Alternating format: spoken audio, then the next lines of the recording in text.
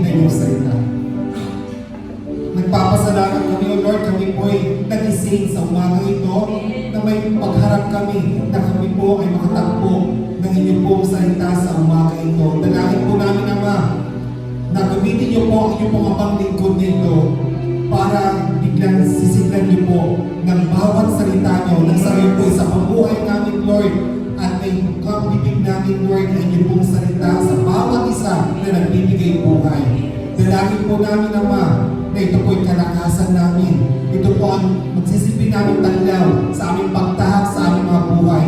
Nang sa ngayon po, Lord, ang diwa at ang aral niyo po ang tanging sa puso namin na sa isip at sa aming pong paglabas mamaya sa simbahan ito. Dalangin po namin, Lord, sa buhay namin ito, sa aming kapwa at sa aming pamilya. Ama, maraming salamat po. Ito po ang aming kasamang panalangin. In Jesus' name we pray. Amen. Amen.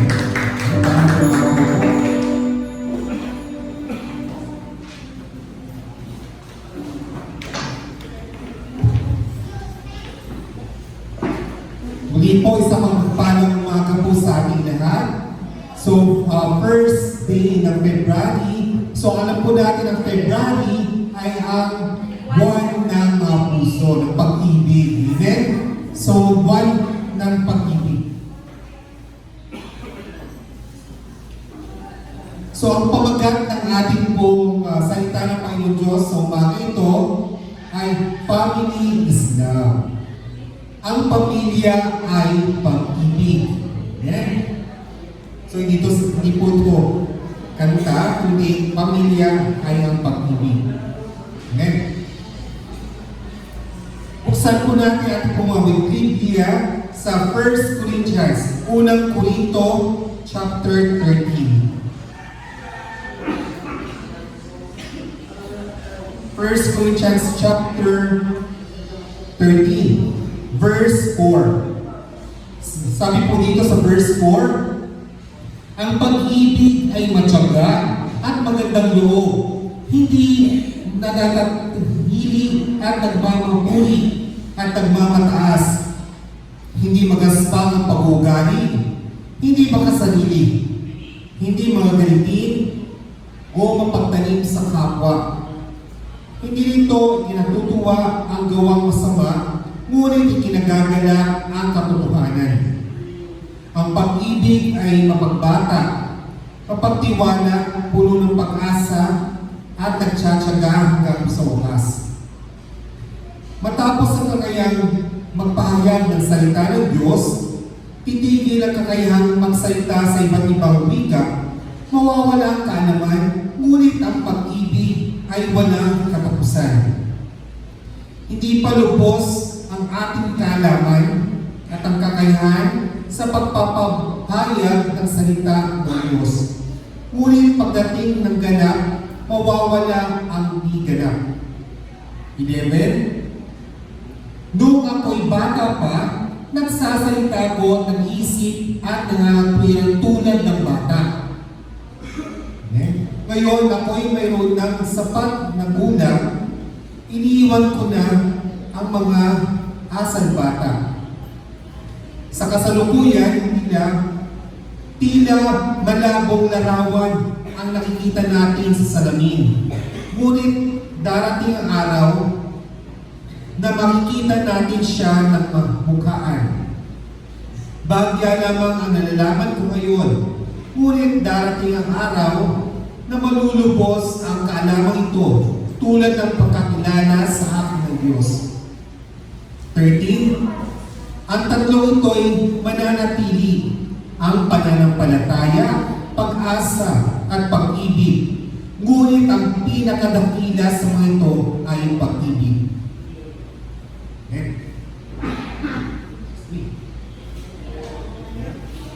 So, ang pamilya po ay pag-ibig. Amen? Sabi natin, family is love. Alam po natin, ngayon po ay itinuring natin ang family day sa araw na ito dito sa ating bumahay panambahan.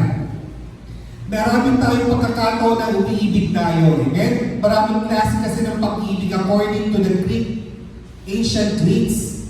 Meron tayong tinatawag na eros love, kung saan po, this is a romantic love. Ito po yung love ng mag-asawa. Amen? So ito po yung pag-ugnayan ng dalawang couple ng mag-asawa, Eros Love. Meron din tayong tinatawag na Store J Love. Ito po yung tinatawag natin familial love. Ang pamilya yung pag-ibig natin sa pag-ibig sa pamilya at sa ating mga kapatid at magulang. At dito rin po ang filial love, to saan po affectionate love for friends. Okay, yung mahal natin yung mga kapitbahay natin, amen, yung kasama natin sa trabaho, maging sa ating pong mga brothers and sisters dito sa simbahan, ang tawag po doon, filial love. At ang pinakahuli, ang pinaka-importante sa lahat po, ay tinatawag natin agape love. Unconditional love na hindi matarong, hindi natin magpuring na anong klaseng pag-ibig. Kasi po ito po yung pinaka-superior love na nagmumula sa ating Panginoong Diyos. Amen? So ito po ay klase ng love according to the Greek, ancient Greeks na sinasabi po natin. Ang pag-ibig, alam po natin, nandiyan siya na lang po. Ipinagkaloob ng Diyos ang pag-ibig sa bawat isa. Kaya nga po, sa ating pong fruit of the Spirit, ano yung pinakauna? Love. Pag-ibig ang binigay sa Galatians. Ang pag-ibig, yung pag-ibigan natin, kasi po yan ang pinaka-importante. Sabi nga po sa love chapter ng 1 Corinthians, ang pinaka-mahalaga sa lahat, nandiyan yung faith, nandiyan yung hope, pero ang love ang most important of all. So ang pag-ibig na yan, so tumutukoy sa ating mga puso. Kaya nga ang Panginoong Diyos, pinagkalooban tayo ng puso dahil po ang pag-ibig natin sa sarili, pag-ibig natin sa kapwa, sa pamilya, at higit sa lahat sa Diyos, ang pinakabantayan ng pag-ibig ng lahat dito sa katauhan. Amen? Kaya tayo po, sa series po tayo ng love month, ang una natin po ay ang familial or yung storge love. Yung pag-ibig natin, kaya po ang title natin, Family is Love. Mahal po ba natin ating mga pamilya? Amen. Siyempre, kung gano'n natin kamahal ang pamilya natin, mahal din natin ating mga magulang, mahal natin mga kapatid natin, maging sa may mga anak na, mahal natin yung ating pong mga anak. Amen. So lahat po tayo ay umiibig sa pamilya. Amen. Walang umiibig sa pamilya. Dahil po, pinagkalooban ng Diyos ang bawat isa sa atin, pinanganak tayo sa pamamagitan ng ating mga magulang. Amen? Kaya dapat pumahalin natin ang giving return sa kanila. Amen? So first, tinatawag natin the unique form of love is in the Bible. Kaya pag-ibig natin, maraming mga pamilya sa Biblia na matutukayan po natin. Amen? Nandiyan yung pamilya ni Abraham, pamilya po ni David. Ang daming klase, ang daming pong pagklase ng pag-ibig sa pamilya na tunghayan natin sa Biblia. Pero let's focus sa family natin.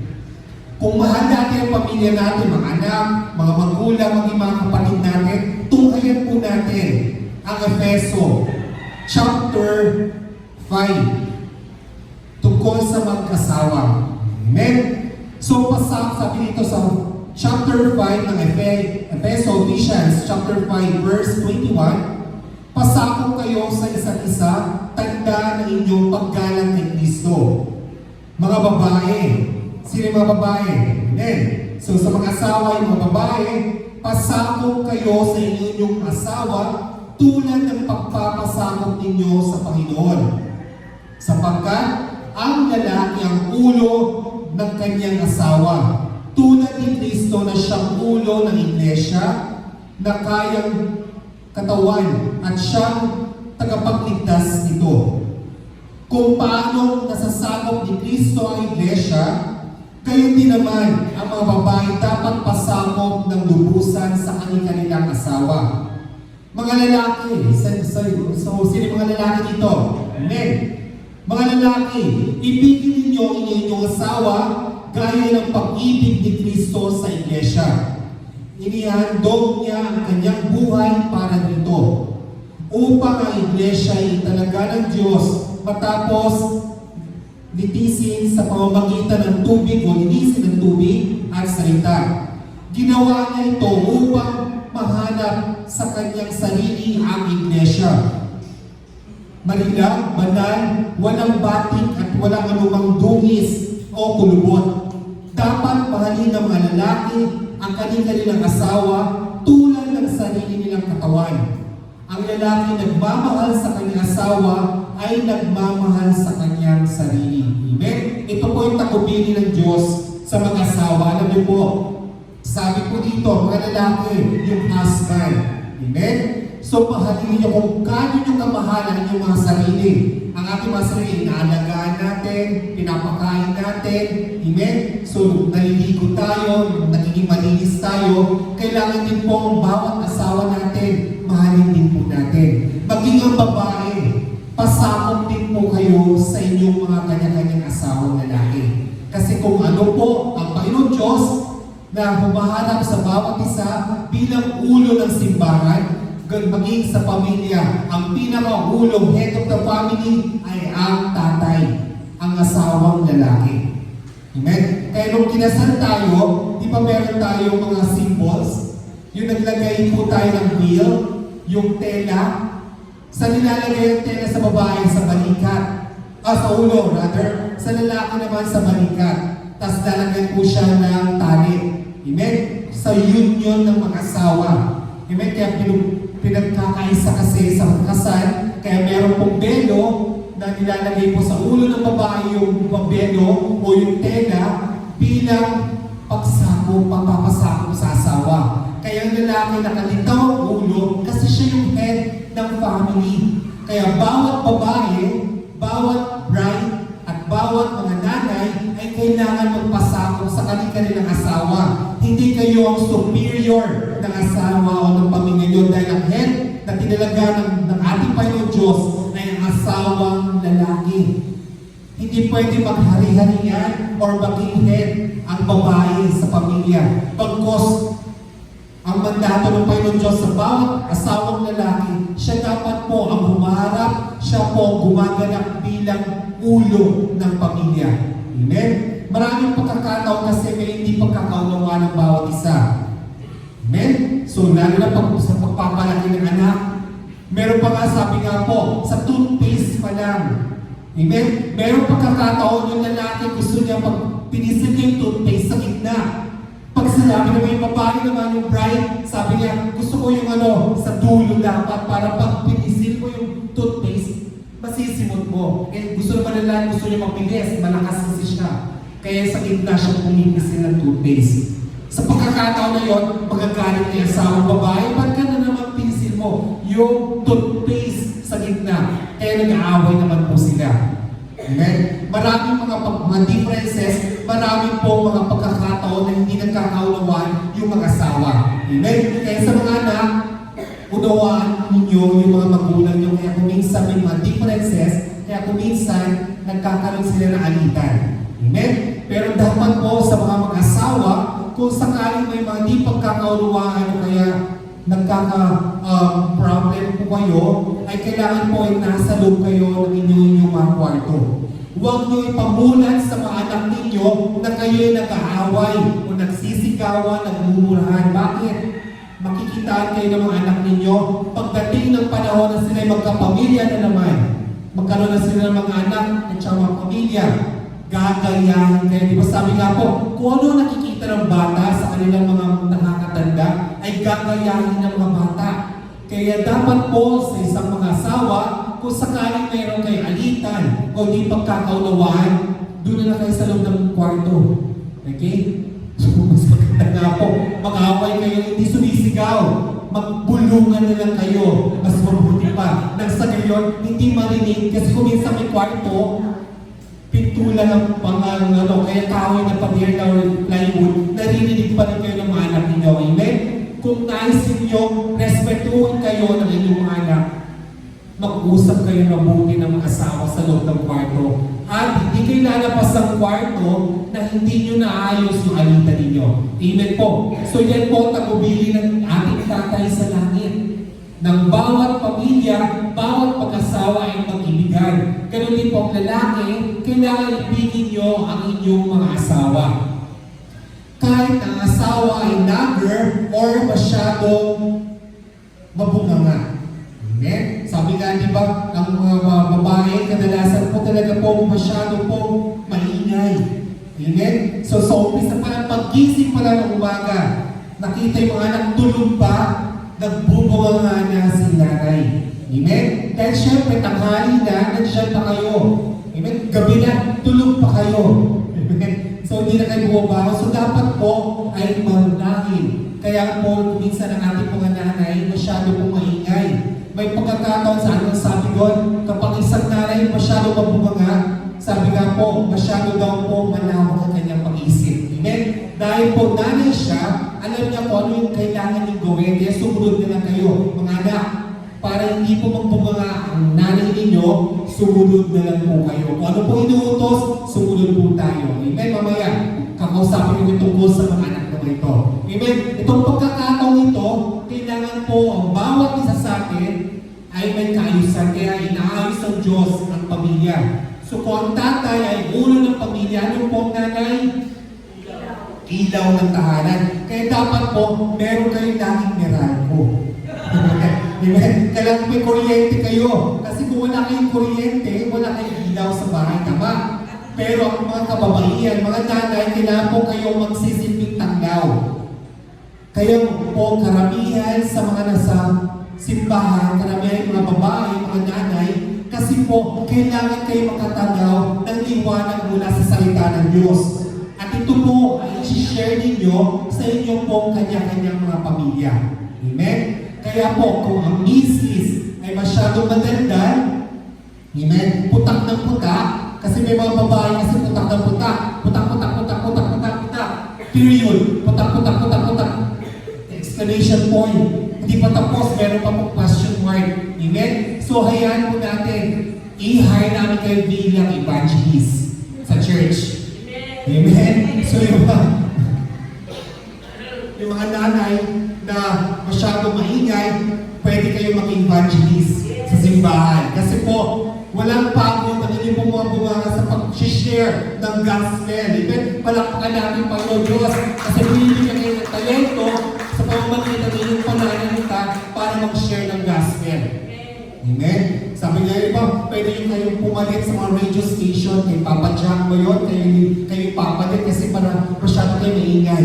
Amen? Pero dapat po yung pagiging maingay ninyo sa pamilya ay kailangan makitaan pa rin ng wisdom mula sa Panginoon Diyos. Ang tanging lalabas po sa inyong mga bibig. Amen? Kapag malaki daw, bunganga ay tanging pag-ibig at salita ng Diyos. Amen?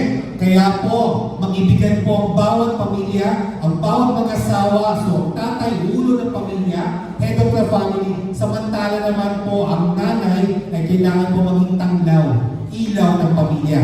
Sa mga anak, sundan natin po sa verse 6 or chapter 6 ng Efes. Sabi po sa mga anak, sundin ninyo ang inyong magulang alang-alang sa Panginoon, sapagkat ito ang nararapat. Igalang mo ang iyong ama at ina, ito ang unang utos sa may kalakip na pangako. Ganito ang pangako. Ikaw ay giginhawa at lalawin ang inyong buhay nito sa lupa. Next, sa mga magulang, huwag ninyong ibuyo sa pag-ibagsik laban sa inyo ang inyong mga anak dahil sa malabis ninyong kaigpitan, salib, palakihin sila sa tuntunin at aral ng Panginoon. So una, ano sabi? Mga anak, mahalin ninyo at sundin ninyo ang payo at utos ng inyong mga magulang. Amen? Dahil po, ang pangako ng Diyos, kayo'y pagpapalain at hahaba ang inyong mga buhay. So kapag inutusan kayo ng magulang ninyo, anak, bili ka ng suka sa tindahan. Sumunod na po para wala na pong putak na nanay. Amen? So kung inutusan pa kayo, bumangon na kayo dyan, iligpit mo yung kama mo, iligpit mo, nang sa gayon po, hindi na po magalit si nanay. Kung inutusan kayo bumili sa tindahan, sumunod na po kayo, nang sa gayon po, hindi na kayo pagalitan ni nanay. Amen? Dapat po, ibigin natin ang mga nanay. Alam niyo po, kapag tayo po ibig sa ating mga magulang, ano po yung reward? Pag galing sa trabaho, galing sa palengke si nanay, meron kayong pasalubong. Amen? Dahil mabuti mabuti kayo katulad ng ating Ama sa langit. Alam niyo po, inaangit tayo ng Diyos bilang anak niya. Ang tatay natin sa langit, ang Diyos, tinuturing natin tatay, Ama, siya po yung tanging nating magulang. Amen? So ang tatay natin sa langit, siya po ay, syempre, may pagkakataon nagiging senoso siya. At ang ating Panginoon Diyos din po ay ang provider ng bibigay. Kaya kapag iniibig natin ang Diyos at sumusunod tayo sa kanyang mga utos at tayo po ay nakikinig na mabuti sa ating Panginoon Diyos, ang reward gagantimpalaan tayo ng Panginoon Diyos. Nagsiksik, liglig at umaapaw ng pagpapala. Palakpakan natin Panginoon Diyos. Kaya ang Panginoon Diyos ay tumutukoy sa ating Ama at magulang sa langit na nag-provide sa bawat pangangailangan natin. Kaya mabuti, palakpakan natin ating mga sarili. Dahil inuuna natin ang ating tatay sa langit upang pasalamatan at papurihan ang ating Diyos sa buhay. Amen? May mga pagkakataon kasi, ay hindi ako makakapag-church, maglalaba pa ako. Monday to Saturday, hindi ka naglaba. Pagdating ng Sunday, araw ng Diyos, maglalaba ka. Maglilinis pa ako ng bahay. Monday to Saturday, hindi ka naglilinis umaga, tanghali, gabi. Di ba ano ka, yung bang call center ka, nagtatrabaho pag gabi. Di ba walis ka ng gabi? Amen? Walang mga reason, walang rason na hindi ka pumunta ng church para pasalamatan mo ang tatay mo sa langit. Kaya tinamang buhay mo. Araw-araw ka na lang siguro nagwawalis. Araw-araw ka naglalaba.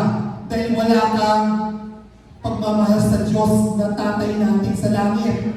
Amen? Trabaho ka ng trabaho. Ano nangyayari? Nagkakasakit tayo. Amen? Trabaho ka ng trabaho. Nauubos ang pera mo dahil sa utang. Kasi hindi tayo umiibig sa Diyos sama sa langit. Hindi tayo nananalangin. Wala tayong panahon sa Diyos. Sunday na nga lang 2 hours na lang. Sa ibang church, malalaking church, isang oras ng simba. Hindi pa makapunta. How much more na 2 hours pa? Pero inuuna nila ang sarili. Kaya wala silang pasalubong sa Diyos. Amen? Kung gusto niyong pagpalain kayo ng Panginoon Diyos, katulad ng magulang natin, sumunod tayo at makinig tayo sa ating utos sa Panginoon Diyos. Palakpakan natin ang Diyos kasi napakayaman ng Diyos sa atin. Amen? Siya nagkaloob ng mundo. Siya nagbigay ng trabaho mo. Siya nagbibigay ng lakas mo sa trabaho mo. Siya nagbibigay sa'yo ng pamilya mo, pag-ibig mo, ng girlfriend mo, o boyfriend mo. Amen? Buhay mo sa pinaka-importante. Amen? Pero hindi mo papasalamatan ng Panginoon Diyos sa isang oras o sa panahon ng every Sunday. Sa ibang church may Sabado. May church ka sa Sabado at anticipated Mass.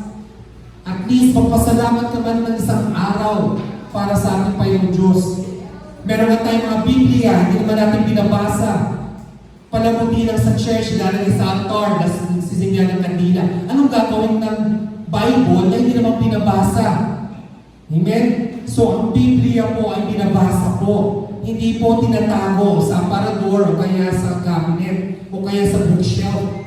Amen? Kailan mo pa kaya binuksan yung Bible mo sa church or sa bahay? Amen? So dapat po dala-dala niyo yung Bible, bubuksan mo palagi yung Bible. Kaya pag may mga problema, ang tao, may problema sa pananalapis at lalapit, mangungutang, mag-5-6, mangungutang sa kapitbahay. Hindi ba pwede unahin natin ang Diyos para humingi tayo ng gabay, para yung problema natin sa pera ay matugunan ng Panginoon Diyos kasi tatay natin siya, tayo, para tayo mga anak. Di ba pag wala tayong pera, saan tayo pupunta? Hingi tayo ng pera sa magulang natin. Ma, wala akong baon. Pahingi naman po ng baon. Amen? Tay, alis kami ng barkada. Kailangan namin pumunta ng field trip. Pahingi naman po ng fund para sa field trip. Amen? Ganun din po ang Diyos. Inaantay ng bawat isa sa atin na tayo po ay makinig sa Kanya at sumunod sa Kanya. Iba binabaliwan na natin, Panginoon Diyos, dahil kasi malakas naman ako eh. Hindi ko kailangan pumunta ng church. Nagdadasal naman ako bago matulog sa gabi. Hindi po sapat po yun. Amen? Dahil po ang pag-ibig ng Diyos, kung nais natin siyang maging tatay, sabi nga po ng Panginoon Diyos, Hindi lahat ng tumatawag sa aking ama ko, or Diyos ko, ay tinuturing niyang anak. Tanging yun lamang pong sumusunod at nakikinig sa Kanya. Kaya palakpakan natin, Panginoon Diyos, kasi tayo po ay nakikinig at sumusunod sa Diyos. Amen? Kaya pag ang pamilya nyo, mahal niyo pa ba pamilya? Sabi nga natin, family is love. Ang pamilya ko ay mahal ko. Mahal niyo pa pamilya ninyo? Nasaan ang nanay at tatay ninyo? Nasaan yung kapatid ninyo? Saan si lolo at si lola? Mga pamangkin niyo, mga pinsan ninyo. Amen? So kung mahal niyo ang Diyos, kausapin niyo yung pamilya niyo dito sa lupa. Amen? Kaya nga po, maging tanglaw kayo. Kung ano nga po yung ginagawa ni nanay na nagsisilbing ilaw ng tahanan, kayo na dito sa church, paglabas niyo ng church, pag-uwi niyo sa bahay, maging ilaw din kayo ng tahanan. Ipamulat niyo kung ano yung natutunan niyo dito sa church. Sabi po ni Kuya Alan, ipamulat ko daw po yung salitang binigay ninyo. Amen? Naibigin daw natin ang Panginoong Diyos na katulad ng tatay natin dahil pagpapalain tayo. Ganun din po. Ilalagay ko yung pamilya ko, yung magulang ko, susunod sa magulang ko. Nang sa gayon po, pagpapalain ako ng Diyos at ahaba ang buhay ko. Amen? So lahat tayo, panghawakan natin Ephesians chapter 5 and 6 ito. Tagubilin sa mag-asawa na ibigin mo ang mag-asawa, ang asawa mo, maging ang mga anak, ibigin natin yung mga magulang natin sa lupa, at maging ang mga magulang, ibigin din ninyo ang inyong mga anak. Amen? Kaya huwag natin hayaan yung mga anak natin na hingi na hingi sa kalye. Pengin piso, pengin 5 piso, huwag natin sila pa abutin sa ganon. Baka mamaya isipin natin, pagtanda nila, nanlilimos na lang po sila sa kalsada. Gusto niyo po ba yun? Ayaw po natin ganon. Kasi pinapakita, bata pa lang sila, nangihingi na sila sa kalsada kung sino man po yung makasalubong nila. Hindi po gusto ng Diyos sa ganon ang buhay po ninyo. Amen? Kasi ang dapat po nagpo-provide ng pagkain ninyo, sino? Magulang po ninyo. Yung mga bata naman, huwag kayo manghihingi. Amen? Baka mamaya sa bahay nyo, meron pala kayong pagkain. Hindi nyo kinakain. Amen? Gusto nyo chichirya, gusto nyo soft drinks. Hindi po mahalo yun sa katawan. Amen? Masustansya. Kumain kayo sa bahay, kung ano yung prepare ng magulang ninyo, kainin ninyo. Kasi po, pinoprovide ng magulang ninyo na kumain kayo ng tama. Amen? So at the same time, kung ayaw nyo yung mga umakit sa mga jeep na nanghingi ng piso o barya, huwag kayong manghingi ng mga barya kahit kanino. Mag-aral kayo ng mabuti. Okay? Sabi na iba, may nag-vlog, yung mga badsyaw daw po.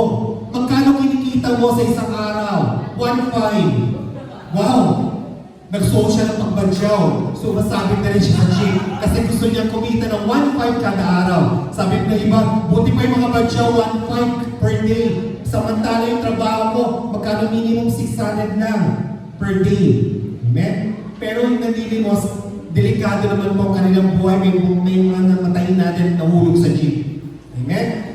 Kaya po, alam niyo po, ang Panginoon Diyos, kung meron kayong mga problema sa pananalapi, o problema sa mga pamilya, problema sa trabaho, wala kayong trabaho, humingi kayo ng gabay sa ating Panginoon Diyos. Dahil ang great provider ng lahat, ang tatay natin sa langit, ang Panginoon Diyos. Kaya palampakan natin, Panginoon Diyos. Lahat ng pangangailangan natin, pinagkakalo niya. Napakayaman ng tatay natin. Bakit? Ginawa niya po ang mundo, nandiyan ang lupa, mga magsasaka nagtatanim, nandiyan ang ulan, nandiyan ang dagat kapag meron tayong summer, nagsiswimming tayo, nandiyan yung mga kabundukan, kapag may bagyo, bumaharang sa bagyo, nandiyan ang hipapawid, kaya pag gusto yung pumunta na abroad, sasakay lang kayo ng plano, makikita niyo yung hipapawid. Dahil po, ang Panginoon Diyos ay napakayaman. Siya po ang may-ari ng mundo, and at the same time, siya rin po ang may-ari ng bawat buhay natin. Kaya kanino natin pagkakatiwala ang ating buhay, kundi sa ating Ama, ang tatay natin, magulang natin sa langit, tanging ang ating Panginoong Diyos, Amang nasa langit. Amen? Kaya huwag na kayo humingi sa tao, ihingi natin, idulong natin, manalangin tayo sa ating Panginoong Diyos. Iproprovide ng Panginoong Diyos ang lahat ng mga pangangailangan natin. Amen? Alam niyo po, sa bawat mga kabataan, may pagkakataon kasi na hindi tayo sumusunod sa mga magulang. May mga pagkakataon na wala, ba't kanya nasuot mo? Pupunta ka ng church na sleeveless ka? Pupunta ka ng church na crop top ka?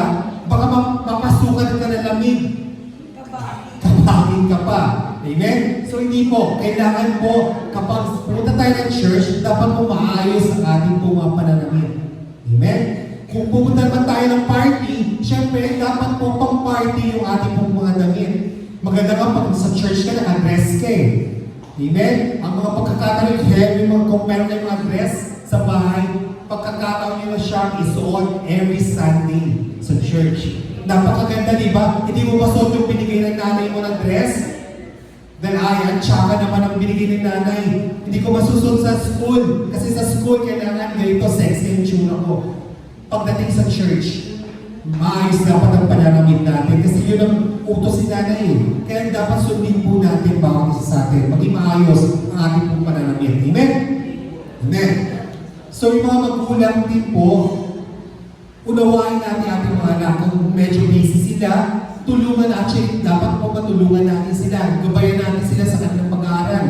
I-provide natin yung mga pangangailangan at huwag tayo mag-cause ng pain or hinalakit sa kanila. Amen? O yung mga kalungkutan sa kanila. Huwag natin palaging masyadong pagalitan. Yung iba kasi sobrang galit. Nasaan na pa yung ano ko, sinturon ko? Nasaan na pa yung tabla ko? Nasaan na pa yung ano, sumupano? Dati chinelas lang eh, naging belt. Sobrang tigas sa ulo. Nasaan na yung dos por dos ko? Amen? Nasaan na yung ano, baseball bat ko? Habang lumalaki, pakulit ng pakulit nila yung anak, kaya Amen? So hindi po solusyon ang pagpapalo. Siguro pag pinalo niyo yung mga anak ninyo, explain ninyo kung bakit niyo siya pinalo. Kaya nga ka, ito na huli kong pagpalo sa iyo. Next time, pag naging makulit ka pa, dos for dos na ang gagawin ko sa iyo. Amen? So hindi po ganon. Kailangan po ay proper discipline pa rin po sa mga anak po. Amen? Nagsabi po, hindi sila maghinanakit. Kaya may ibang mga kabataan, ayaw na po umuwi sa kanilang mga bahay. Amen? Kung napagalitan kayo ng mga magulang niyo, huwag kayong maglayas. Amen? Dahil mahal lang kayo ng inyong mga magulang. Ayaw po natin na ang mga magulang po natin nagagaling po. Dahil sa kagulitan po natin, may iba naglalayas, so huwag po tayo maglayas. May iba naglalayas, kukunin ko yung mga damit ko, yung pala pupunta na po sa ilalim ng lamesa, naglayas ng pogo. Pupunta na pa sa kusina. Sasabihin naglayas, hindi po gano'n. Amen? Huwag tayo po magkukos ng anything din sa ating mga magulang. Amen? So dapat po ay, kasi pag naglayas tayo, hindi mo alam kung saan pupunta. Pupunta ka sa bahay ng classmate mo, ng friend mo, welcome ka kaya. Doon baka sabihin ng nanay ng friend mo, ano na naman ginagawa ng kaibigan mo dito sa bahay ko? Amen? Baka hindi ka welcome. Amen? Another palamunin. Amen? So, huwag po ganun tayo. So, umuwi tayo ng kanya-kanya tayong mga tahanan at humingi tayo ng tawag sa magulang natin kung sakaling, pero huwag niyo pong gagawin na maglayas.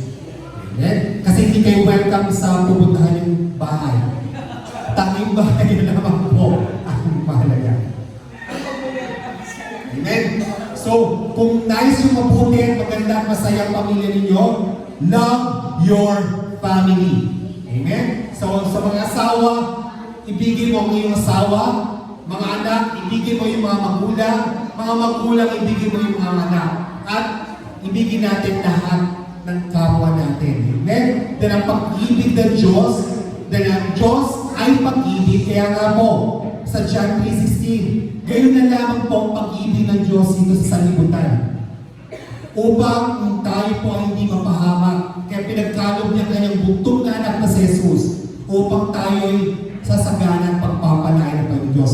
Alam niyo po, kung tayo naman po ay sumusunod sa Diyos, ipoprovide niya lahat ng pangangailangan natin.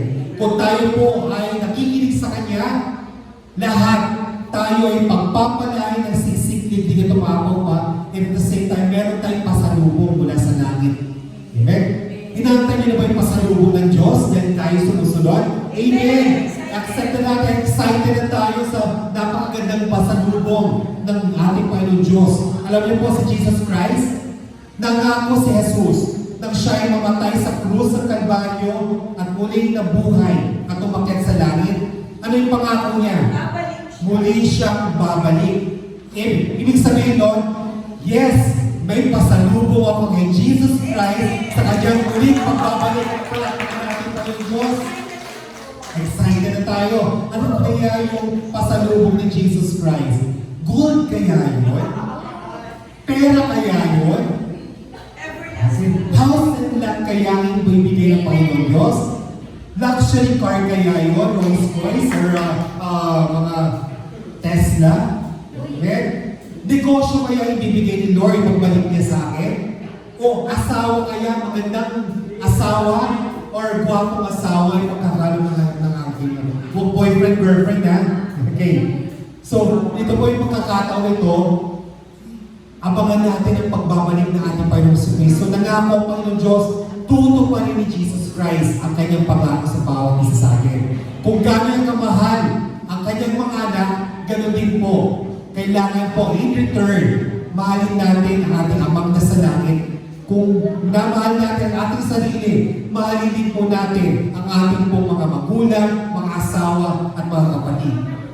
Kung gano'n natin mahal ang magulang natin, pamilya natin sa bahay, mahalin din natin ang mga brothers and sisters natin, mga kapatid natin sa church. Magibigyan tayo. Amen? So yan po yung pangako ng Panginoon Diyos. Kasi kung bawat isa ay may pag-ibig, ang pag-ibig ng Diyos ay pagkakalog niya sa inyo po. Amen? Kaya dapat po marahil may mga pagkakataon na hindi tayo karapat-dapat sa Panginoon Diyos. Wala tayong oras, pero may oras naman. Amen? Wala tayong way para makipag-ibig sa Panginoon Diyos. Ito na po important yung mga nakakapanginig ng salita ng Diyos.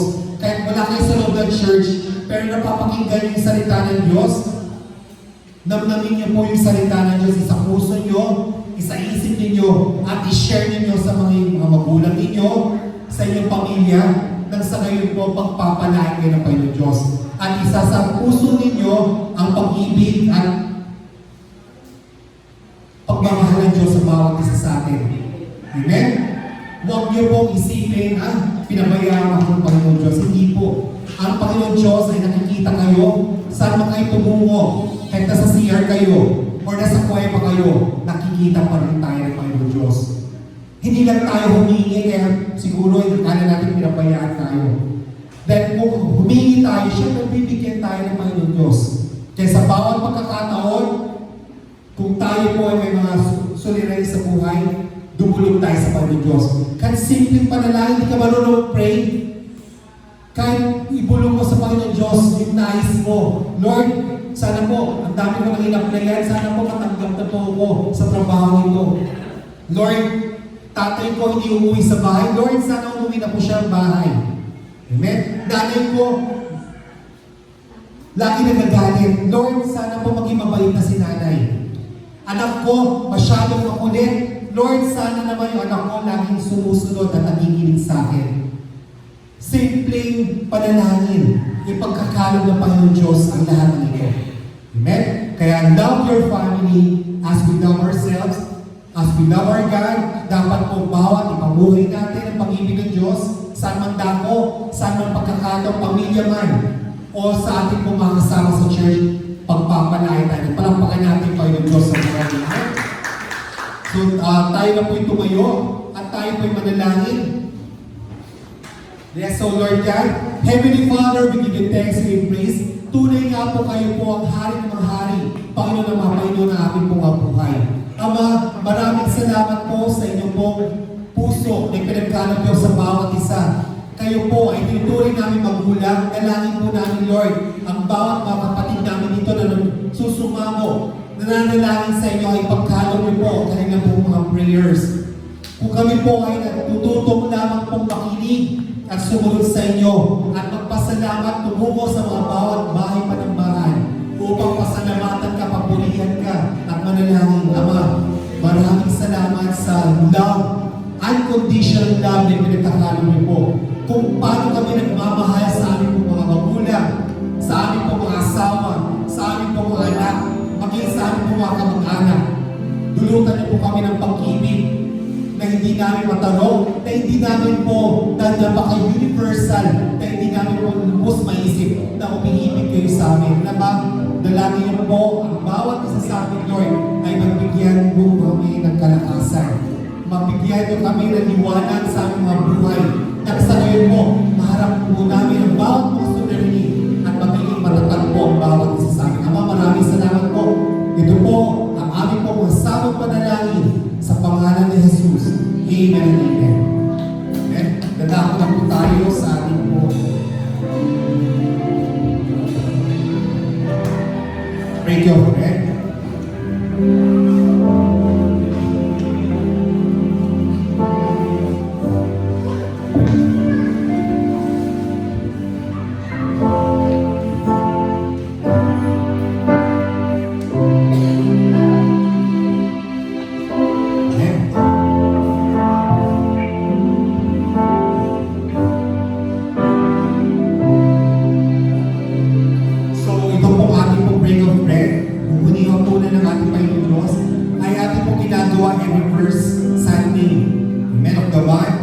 Bilang pagtunghay sa kapangyarihan ng Diyos sa bawat isa sa atin, may simbolo kung bakit natin ginagawa ang breaking bread. Amen.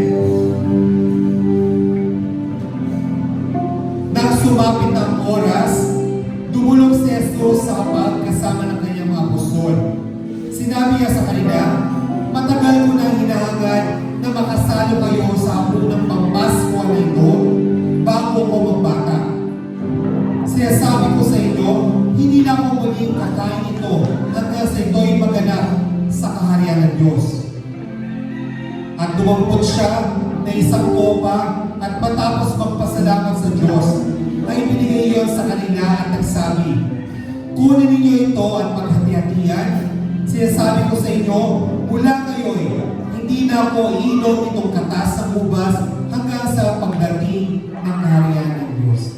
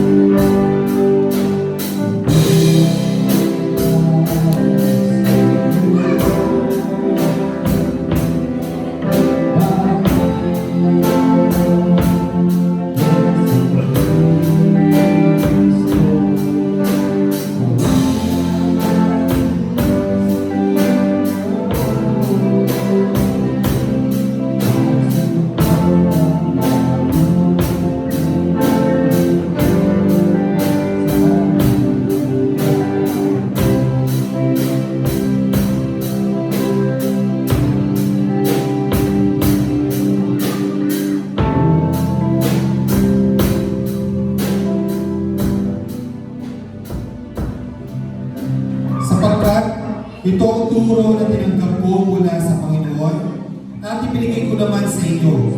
Nung gabi siya ay pinagkanulo, ang Panginoong Jesus ay dumampot ng tinapay.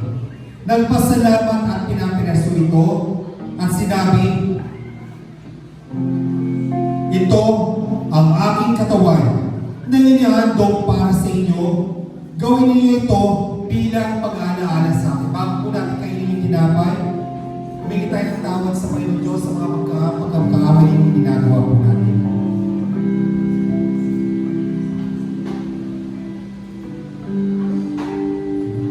Sabay-sabay na po natin kainin yung tinapay.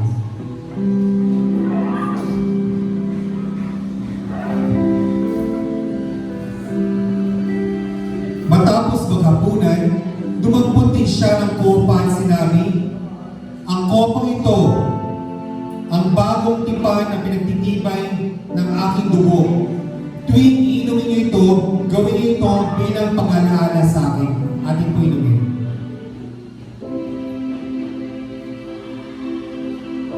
Sapagkat tuwing kakain kayo ng tinapay nito at inom sa kopang ito, pinahayag ninyo ang kamatayan ng Panginoon hanggang sa kanyang muling pagpahinga. Amen.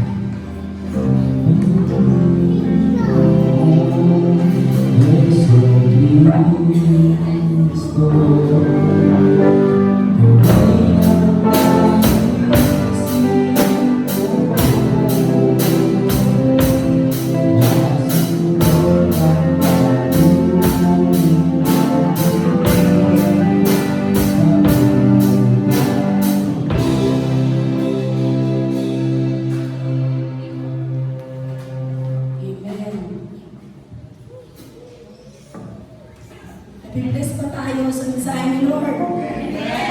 Amen. Salamat sa Lord.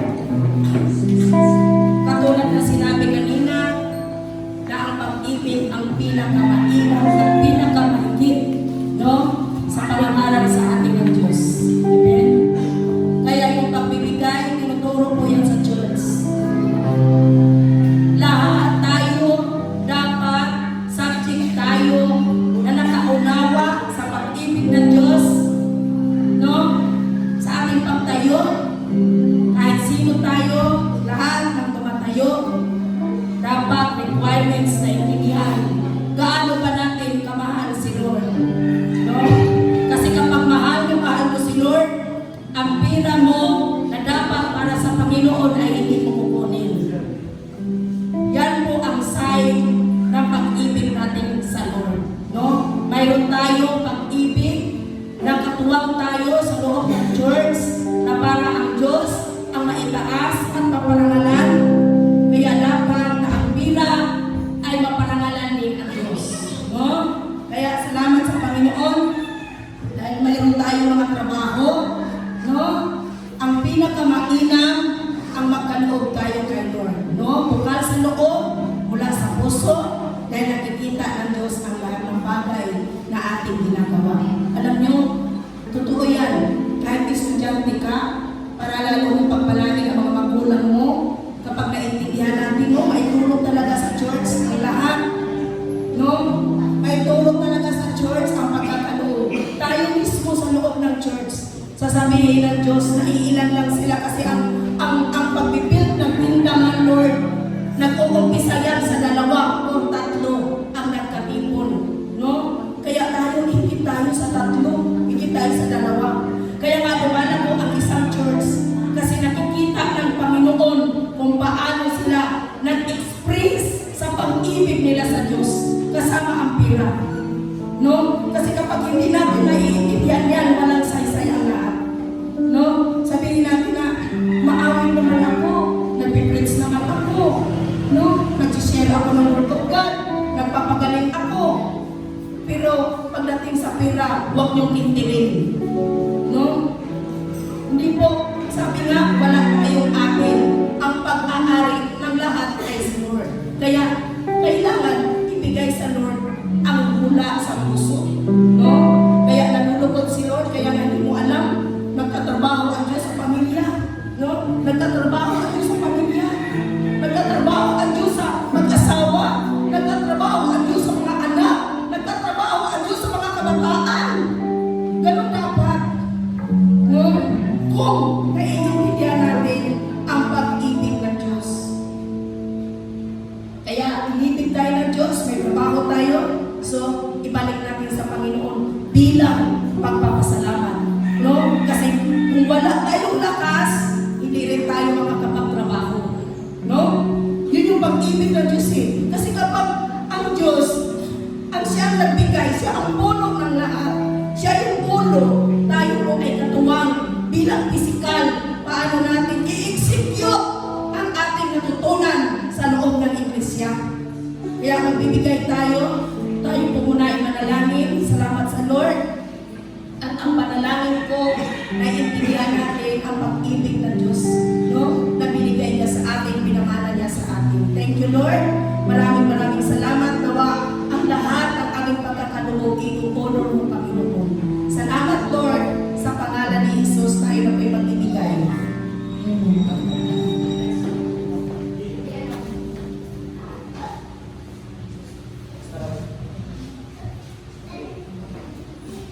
Kami po ay aawit sa Panginoon.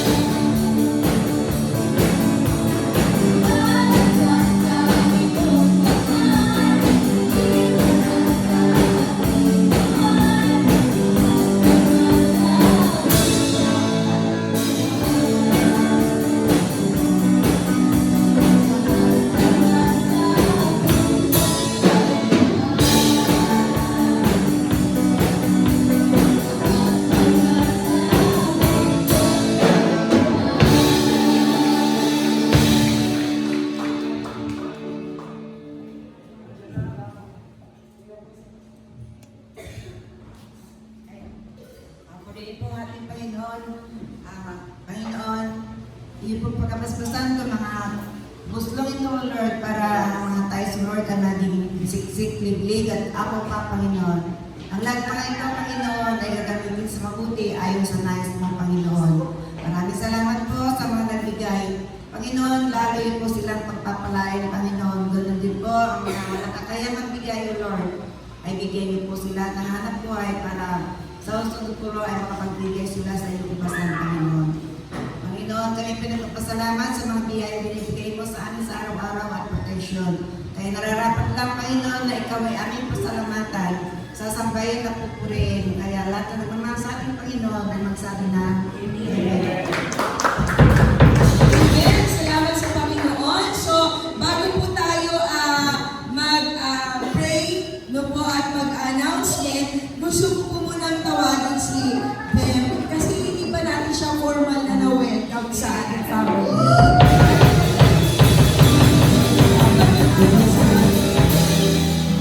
Ngayon, welcome ka namin ng formal sa pamilya ng JCM. Ikaw ay welcome na maging bahagi ng pamilya ito. No? Ano ang conflict name mo, Bem? Dito lang? Ruby May. Ruby.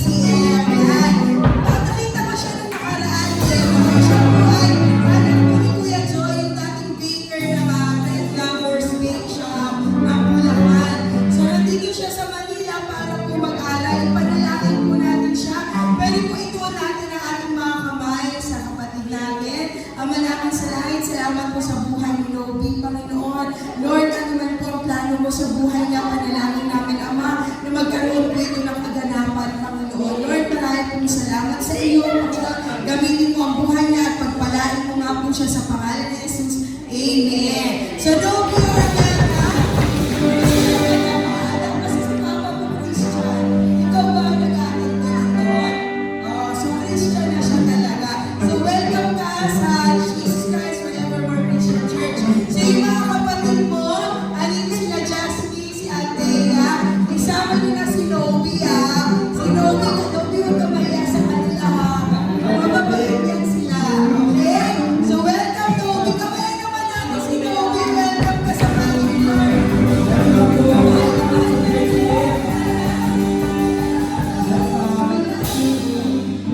Mahal na mahal kita, Panginoon.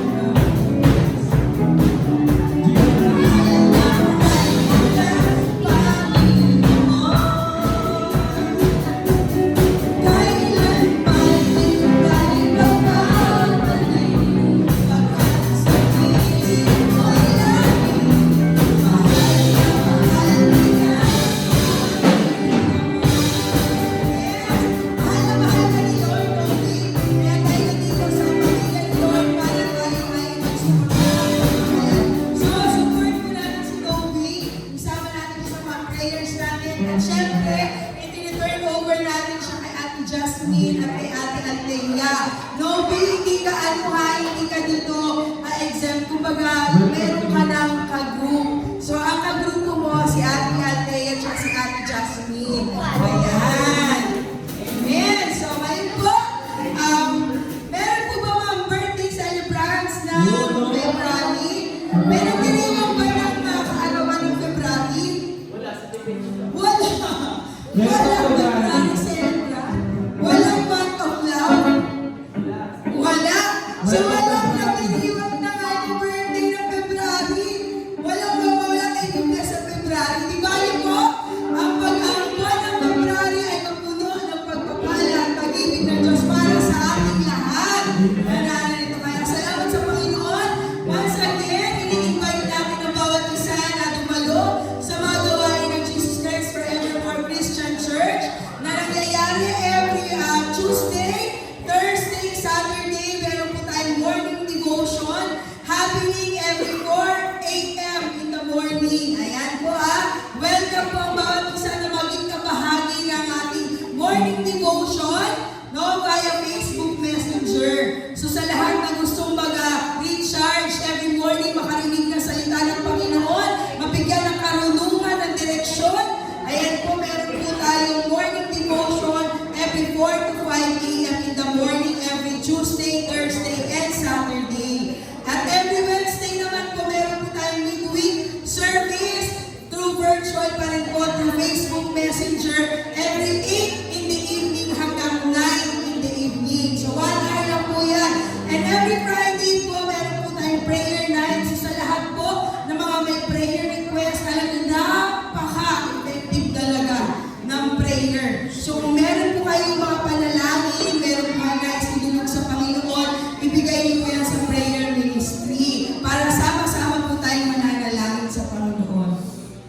At syempre, every Sunday, meron po tayong discipleship sa lahat ng mga gusto maging part po na ating team sa Pintian, sa QC. Ito po, welcome po kayo. Gaganapin ang ating discipleship every 8:30 in the morning. So yung ating Sunday school, magiging discipleship na po siya starting next Sunday, 8:30 hanggang 9 o'clock. Amen? And every 9 hanggang 11, yung ating proper ng Sunday celebration, yung ating Sunday worship celebration. So yan po yung ating mga program para po sa buong isang linggo. Kaya magkita-kita po tayo virtual and face-to-face sa gawain ng Panginoon at patuloy po tayo magpalakas sa salita ng Diyos. Kaya salamat sa Panginoon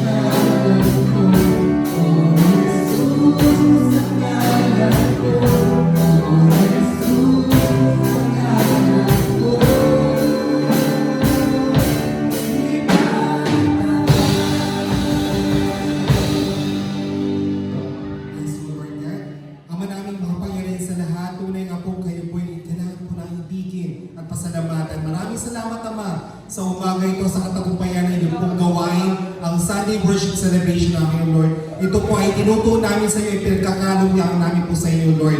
Bilang mga anak ninyo, kami po ay matutong sumunod at makinig sa inyo. Na po kami po ay dahanin pong anak po ninyo, Lord. Ama, ang bawat isa, Lord, na nandito ngayon na nakapakinig sa salita, dalangin po namin, Lord, maging silbi namin tanglaw ang iyong pong salita. Nang sa gayon po, kami po ay magsilbing liwanag din po ng aming pong mga pamilya, ng aming pong mga asawa, ng mga anak ko, Lord, at ng aming pong mga kamag-anak. Ama, we love our family. Dalangin po namin, Lord, na ibigin namin ang aming pamilya na katulad ng pag-ibig niyo po sa bawat isa. Itaas sa ating mga kamay upang tanggapin natin ang basbas ng Panginoon Diyos. O maraming Diyos na nasa langit, dalangin po namin, Lord, na pagkabasbasan niyo po ang bawat isa na why lahat na ito, Lord, ay ipagkalog niyo po ng siksik-liglig itong amaw na pagpapalat at pag-ibig na mula sa inyo. Dalangin po namin, Alba, sa aming pong paghayo, sa aming pong paglabas, sa aming pong sangatalatahanan. Lord, ang dakila namin pong pag-ibig po sa aming kapwa ay sa buhay po namin, Ama. Sa pamamagitan ng inyong pong kaliwan, ng ating pong Diyos na mga nasa langit, sa pamamagitan ng inyong pong bugtong na anak na pinagkalo niyo po upang kami po ay humawag ba ang aming pong buhay at ang kaliwan at pakikipagpisan namin sa inyong pong banal na Espiritu. Lahat na nagmamahal at umiibig sa Diyos ay magsabi na Amen at Amen.